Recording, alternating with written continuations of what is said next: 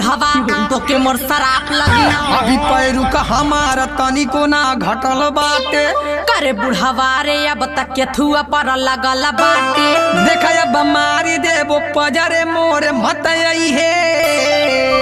हाँ तो अब जान जो तू हमके कुछ मत कही है। हाँ तो अब जो तू हमसे झगड़ा का करत बाटी। इना बुझी है कि तो से तनिको हम डरत बाटी। करे एकदम से तलत खोर भइल बाड़ी का।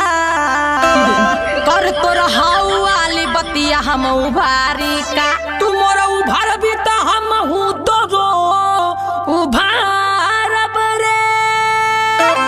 अगर मोरे बारे में कुछ कहले